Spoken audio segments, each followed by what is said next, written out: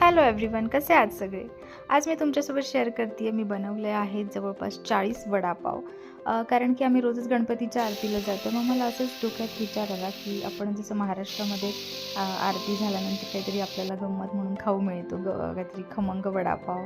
म्हणजे असं नाही की फक्त गोडच प्रसाद पाहिजे, त्याच्यासोबत काहीतरी खमंग मजा म्हणून हवं. म्हणून म्हटलं आपण आज सगळ्यांसाठी वडापाव घेऊन जाऊया. तर आरतीला तसे 15-20 लोकं असतात. मग म्हटलं सगळ्यांना 2-2 जरी म्हटलं तरी 40 वडापाव इथे मी करायचं ठरवलं होतं. त्याच्यासाठी मी बरेचसे बटाटे उकडले होते आणि मग हे मी वाटण पण करून घेतलेलं आहे.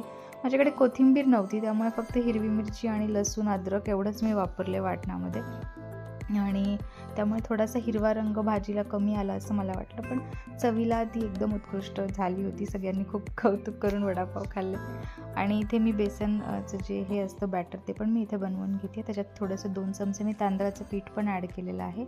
हळद, तिखट, थोडेसे जिरे आणि थोडासा मी ओवा टाकलेला आहे.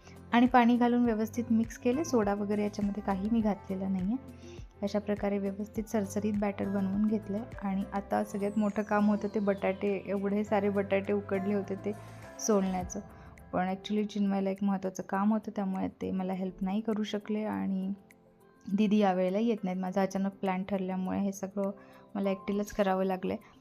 पण ठीक आहे, हा जो आनंद असतो ना की आपण दुसऱ्यांना काहीतरी खाऊ घालतो आहे. आणि इथे अरुणाचलमध्ये लोकांना मुंबईचा वडापाव खाऊ घालण्याचा तर आनंद अजूनच मोठा आहे. म्हणजे सगळेजण एकदम सरप्रायझिंगली त्यांना वडापाव मिळाला आरतीनंतर, त्यामुळे ते अतिशय खुश झाले होते.